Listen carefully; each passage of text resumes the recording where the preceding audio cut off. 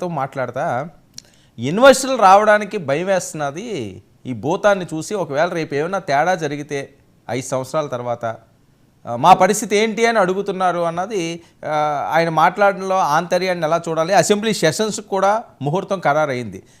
మరి జగన్మోహన్ రెడ్డి గారు సెషన్స్లో పాల్గొంటారా? మరి 40% ఓటు శాతం ఇచ్చారు కాబట్టి ఆ విధంగా ప్రజలకి ఆయన గొంతుగా ప్రతిపక్షంగా ఉండే అవకాశం ఉంటుందా? వర్మ గారు రాజధాని గురించి ఒక మాట చెప్తాను. ప్లీజ్ అండి. బొలిశెట్టి సత్యనారాయణ గారు ఉపాధి అవకాశాలు, పరిశ్రమలు ఇవన్నీ కూడా ఆయన తరిమారు కాబట్టి చెప్తున్నాను. సత్యనారాయణ గారు జాగ్రత్తగా గమనిస్తే ఈరోజు ఒక వార్త వచ్చిందండి, సోషల్ మీడియాలో హల్చల్ చేస్తోంది. విశాఖపట్నం స్టీల్ ప్లాంట్ ప్రైవేటీకరణకు తెలుగుదేశం కూటమి ప్రభుత్వం గ్రీన్ సిగ్నల్ ఇచ్చింది.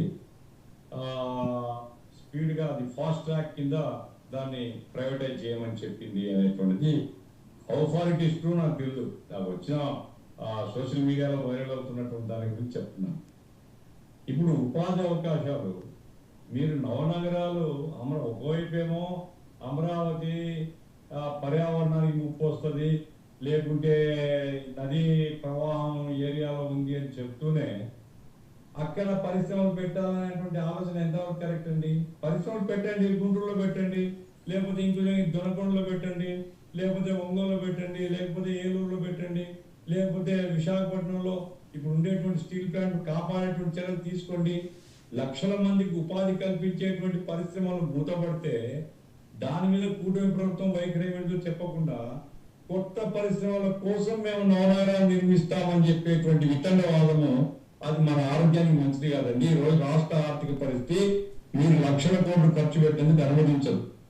మీరు లక్షల కోట్లు ఒక ప్రాంతంలో పెట్టడము అంటే రాష్ట్రం మొత్తానికి వెనుకబడ్డ ప్రాంతాలకు అన్యాయం చేయడమే అవుతుంది. కాబట్టి అన్ని ప్రాంతాల అభివృద్ధి అనేటువంటిది మన అజెండాగా ఉండాలి. Basic structure of the capital అది అమరావతిలోనే ఉండాలి. రైతులకు న్యాయం చేయాలి.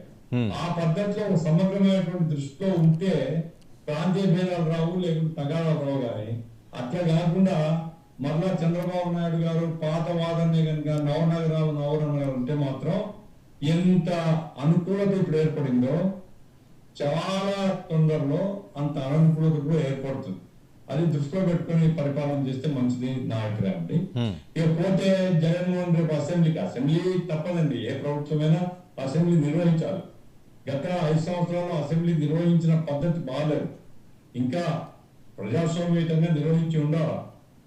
ఇప్పుడు అసెంబ్లీ నిర్వహణకు మరి ప్రధాన ప్రతిపక్షం అంటే గుర్తింపు ఉందా లేదా వేరే సంగతి. ఉండే ప్రతిపక్షమే వైసీపీ, ఇంకెవరు లేరు కదా. కమ్యూనిస్టులు లేరు దాంట్లో. బీజేపీ అధికార పార్టీలో భాగము, లేకుంటే జనసేన అధికార కూటమిలో భాగము.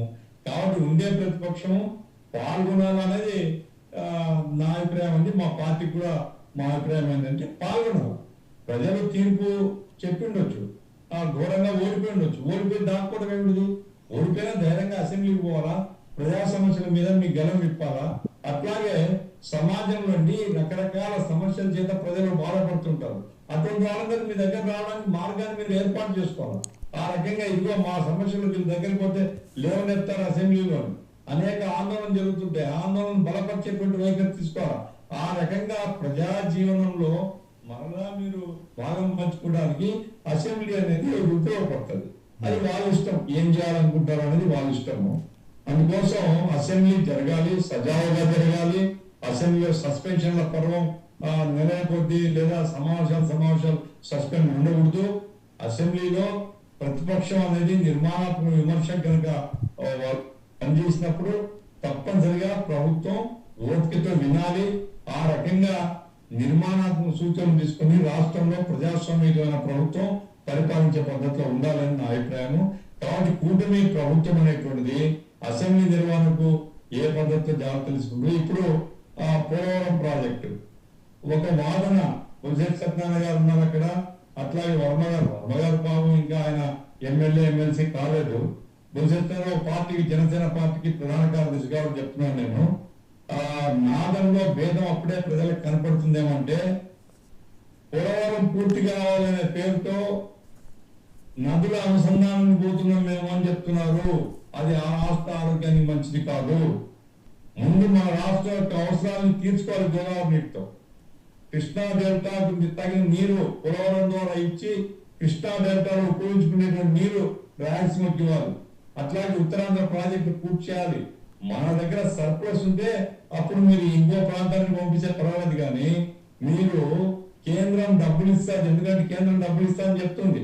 కేంద్రం డబ్బులు ఇస్తారనే పేరుతో మీరు కనుక రాష్ట్ర ప్రజలకు అన్యాయం చేస్తే, కరువు ప్రాంతాలకు అన్యాయం చేస్తే, ఈ నీళ్ళని కిందికి పంపిస్తామని చెప్తే మాత్రం ప్రజల్లో తిరుగుబాటు వస్తుందని చెప్తున్నాను నేను. కాబట్టి పోలవరం పూర్తి కావాలి, వెనుకబడ్డ ప్రాంతం నీళ్లు రావాలి, రాష్ట్రం అంతా సస్యశ్యామలం అయ్యే పద్ధతిలో ఆంధ్ర రాష్ట్ర ప్రయత్నాల్ని ప్రభుత్వం కాపాడాలని ముందే హెచ్చరిక చేస్తున్నాను.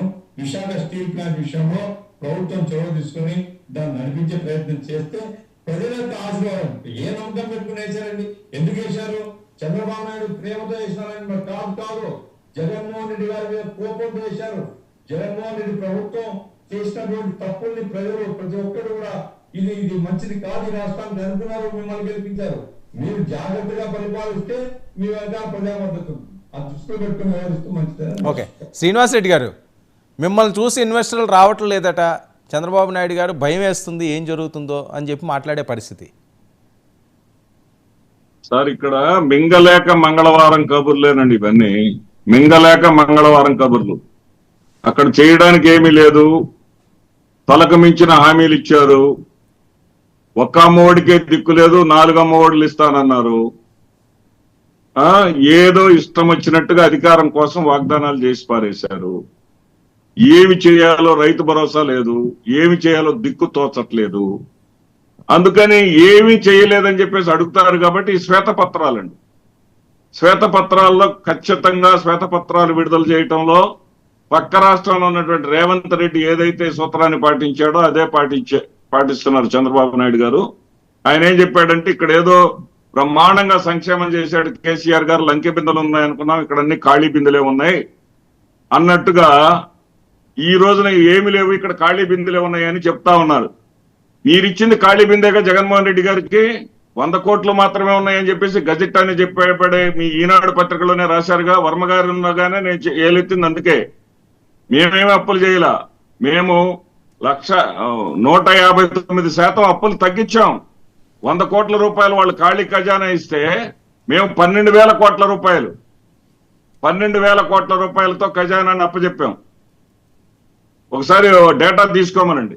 అదేవిధంగా ప్రత్యేక హోదాని ఏ విధంగా అయితే అటకెక్కిచ్చారో పోలవరం కూడా సత్యగారు మీరే వినాలి, పోలవరాన్ని కూడా ఎక్కించడానికి చంద్రబాబు నాయుడు గారు పెద్ద ప్రణాళిక వేసుకున్నారు.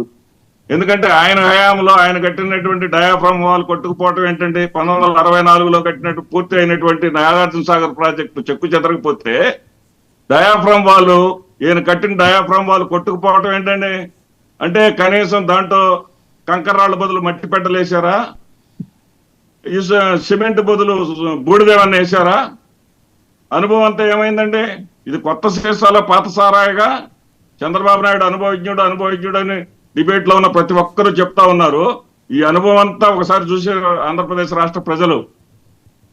ఆయన పోలవరం కట్టేది వట్టి మాట, అప్పులు దొరకట్లేదు, ఈ జీతాలును పెన్షన్లు ఒకేసారి ఇవ్వటం కోసం ఆయన ఎన్ని వేల కోట్ల అప్పులు చేశారో ప్రజలందరూ చూశారు కేవలం వచ్చినటువంటి నెల రోజుల్లోనే. అదేవిధంగా చంద్రబాబు నాయుడు గారు జగన్మోహన్ రెడ్డి గారిని చూసి పరిశ్రమలు రావట్లేదు, ఆయన డెవిల్ అనే భయం ఉంది, ఏం మీరు భయపడాల్సిన పని లేదని నేను చెప్పానని చెప్పేసి అంటున్నారే. అది చంద్రబాబు నాయుడు గారు జగన్మోహన్ రెడ్డి గారిని చూసి ఇప్పటి నుంచే భయపడుతున్నారని అర్థం. ఆయనే గెలిచేశాడు ఇప్పటికే చంద్రబాబు నాయుడు గారి మీద.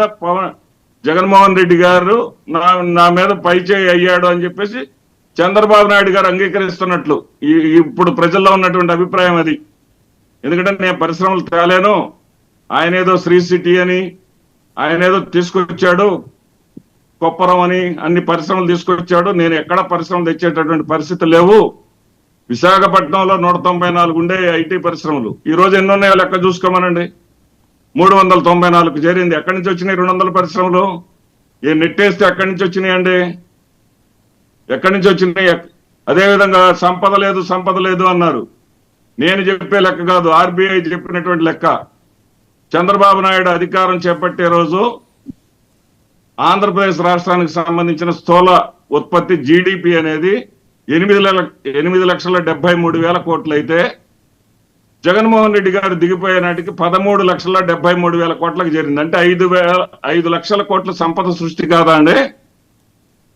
100 కోట్లని కరోనా లాంటి కష్టకాలం వచ్చినప్పటికీ కూడా ఎక్కడ కూడా ఎవరు ఇబ్బంది పడకుండా అందరికీ అన్ని చేసుకుంటూ ఇటు సంక్షేమ కార్యక్రమాలను వీటిని కూడా బేరీజ్ వేసుకుంటూ చేసుకుంటూ వచ్చాడు. కాబట్టే వాళ్ళు ఇచ్చినటువంటి మేనిఫెస్టోని చూసిన తర్వాత కూడా బాధ్యతాయుతంగా ప్రవర్తిస్తూనే రైతు భరోసా కూడా నేనేమి పెంచలేను, ఆయన ఏదో 20,000 ఇస్తామన్నంత మాత్రం నేను ఇవ్వలేను, అమ్మఒడి ఎంతమంది పిల్లలుంటే అంతమందికి ఇస్తానని ఆయన చెప్పాడని నేను చెప్పలేను, అదేవిధంగా 1,500 రూపాయలు 19 ఏళ్ళు నిండిన ప్రతి మహిళకి ఇస్తానని ఆయన చెప్పాడని నేను చెప్పలేను, ఉచిత సిలిండర్లు ఇస్తానని నేను చెప్పలేను.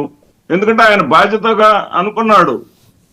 ఖచ్చితంగా తనకు అధికారంలో కోసం నమ్మకం విశ్వాసం లేదా రాజకీయాలు ఎవరూ పనిచేయలేము. నేను కూడా అనుకున్నా అసలు జీవితంలో ఇక చంద్రబాబు నాయుడు అనే వ్యక్తి ఇక మళ్ళీ ముఖ్యమంత్రి అయ్యే అవకాశమే లేదని నేను కూడా ట్రాన్స్ లోనే ఉన్నా.